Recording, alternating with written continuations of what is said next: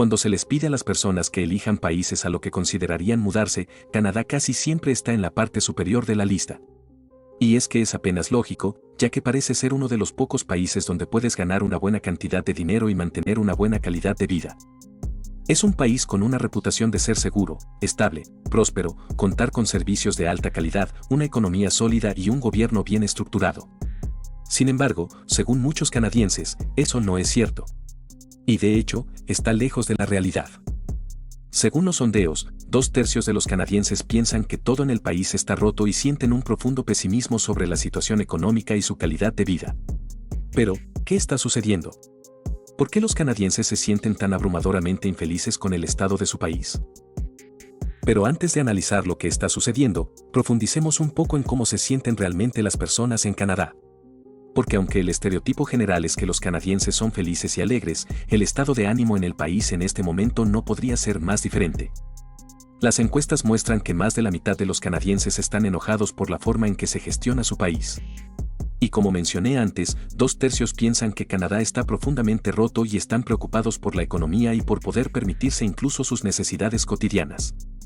Y otros datos confirman esta mezcla de depresión, enojo y pesimismo. La mayoría de los canadienses están insatisfechos con su propio país y sienten que sus vidas solían ser mucho mejores. Y el panorama es básicamente el mismo y no es bonito sin importar qué encuesta elijas. Los canadienses se sienten más preocupados y negativos sobre su economía y su calidad de vida personal que las personas en casi cualquier otro país desarrollado. Y el sentimiento general sobre cómo se sienten las personas acerca de Canadá es peor que en cualquier otro momento de la historia reciente. Y aunque Canadá aún tiene tasas altas de inmigración, incluso los inmigrantes ya no están comprando realmente el sueño canadiense. Los estudios muestran que un número creciente de inmigrantes elige abandonar voluntariamente Canadá debido a la insatisfacción con la calidad de vida y las oportunidades económicas. Pero, ¿qué está sucediendo en Canadá que podría hacer que la gente se sienta de esta manera? Bueno, aunque el país tiene la reputación de ser casi perfecto, al observarlo más de cerca, esta imagen se desmorona bastante rápidamente. Entonces, esto es lo que está sucediendo. Es posible que hayas escuchado que gran parte del mundo está atravesando una crisis de vivienda. Pero donde sea que estés, probablemente no sea tan malo como en Canadá, que hoy en día es uno de los mercados de vivienda menos asequibles del mundo. En los últimos 10 años, el valor de una casa canadiense promedio se ha más que duplicado, con precios de alquiler que crecen a un ritmo similar, lo que hace extremadamente difícil permitirse una propiedad de alquiler y casi imposible comprar una casa. En Toronto, el residente promedio gasta el 120% de sus ingresos en alquiler. Y si quieres comprar una propiedad en Vancouver, necesitas ganar al menos $250,000 solo para calificar para una hipoteca. En otras palabras, comprar una propiedad en Canadá ahora es una posibilidad solo para personas con ingresos excepcionalmente altos. Y aún así, luchan por hacer frente a los pagos de hipotecas increíblemente altos, razón por la cual Canadá tiene la mayor deuda de los hogares de todos los países del G7 y el por qué su situación se ha descrito como la burbuja inmobiliaria más grande de todos los tiempos. Pero, ¿por qué la vivienda se volvió tan increíblemente inasequible?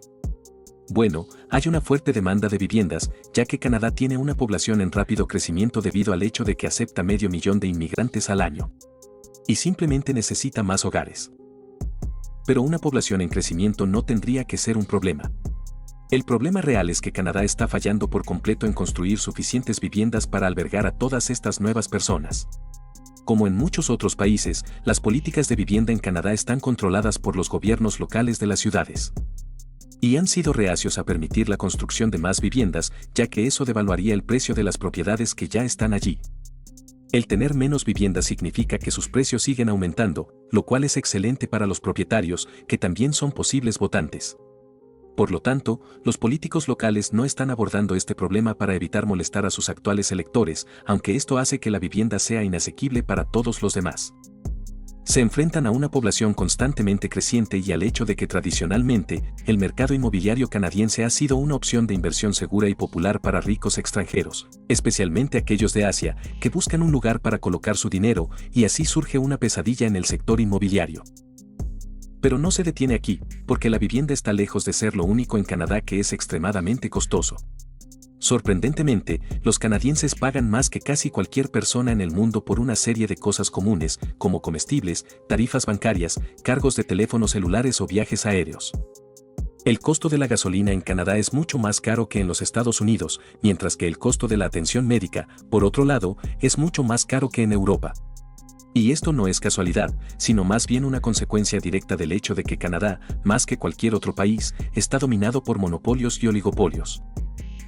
En otras palabras, la mayoría de las industrias canadienses están dominadas por una o unas pocas compañías gigantes, y esto no sucedió por accidente tampoco.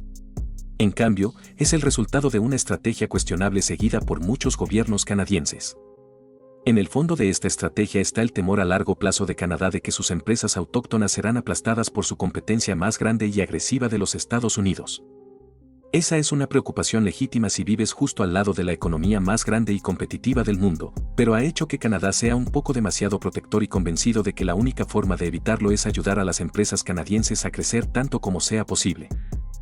Y así, mientras que los gobiernos en la mayoría de los países tratan de evitar que las empresas se vuelvan demasiado grandes, los gobiernos canadienses generalmente tratan de ayudarles a lograr exactamente eso. Y como resultado, la economía de Canadá está compuesta por apenas un puñado de corporaciones gigantes con casi ninguna competencia.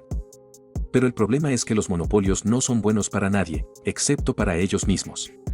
Como muchos estudios han demostrado, dado que no tienen competencia, tienden a aumentar los precios simplemente porque pueden. Y los consumidores terminan pagando más por servicios de calidad inferior, mientras que las empresas mismas se vuelven menos competitivas en los mercados internacionales, ya que tienen las cosas muy fáciles en casa, razón por la cual probablemente no conozcas una sola corporación canadiense con un éxito global. Y eso es un poco otra parte del problema. Aunque Canadá es en teoría un país muy rico, a diferencia de la mayoría de las economías desarrolladas, su riqueza se basa principalmente en la exportación de productos como petróleo, oro y otros recursos naturales, junto con el sector inmobiliario enormemente inflado. Pero eso significa que fuera de estas industrias, no hay muchos trabajos bien remunerados de cuello blanco, el tipo de empleos que los trabajadores de clase media con educación universitaria buscarían típicamente. Y aunque técnicamente Canadá tiene escasez de mano de obra, la demanda es principalmente para posiciones de menor remuneración y calificación. Esto arroja como resultado que incluso para la clase media, la vida en Canadá es sorprendentemente difícil. Y para rematar, aunque Canadá tiene la reputación de tener servicios públicos de alta calidad y ampliamente accesibles, especialmente en comparación con Estados Unidos, eso tampoco es realmente cierto, o al menos ya no lo es. Y probablemente el mejor ejemplo de eso es la atención médica. Hoy en día, solo el 37% de los canadienses piensa que recibiría atención médica adecuada en caso de una emergencia médica repentina. Y bueno, tienen razón. Los canadienses cada vez mueren con más frecuencia en salas de emergencia, esperando ser admitidos debido a la extrema escasez de trabajadores médicos en los hospitales canadienses. Y eso a pesar de que Canadá gasta más en atención médica que cualquier país europeo. A pesar de esto, casi todos los países europeos superan a Canadá en métricas como los tiempos de espera y el número de camas de hospital. En su conjunto, el sistema de atención médico canadiense que alguna vez fue motivo de orgullo para el país ahora se clasifica como uno de los peores entre los países de la Organización para la Cooperación y el Desarrollo Económico. Y es una de las razones más comunes por las cuales los canadienses consideran que la gestión de su país está completamente rota. En resumen, la imagen idealizada de Canadá como una utopía moderna se desmorona rápidamente al observarla más de cerca. La satisfacción de vida de los canadienses ha disminuido en los últimos 10 años y dada la creciente crisis de vivienda, los costos de vida insoportables, la economía monopolizada y los servicios públicos que se deterioran rápidamente, no es sorprendente. Y lamentablemente, a menos que Canadá aborde con urgencia estos problemas, la percepción una vez idílica del país se alejará cada vez más de la realidad.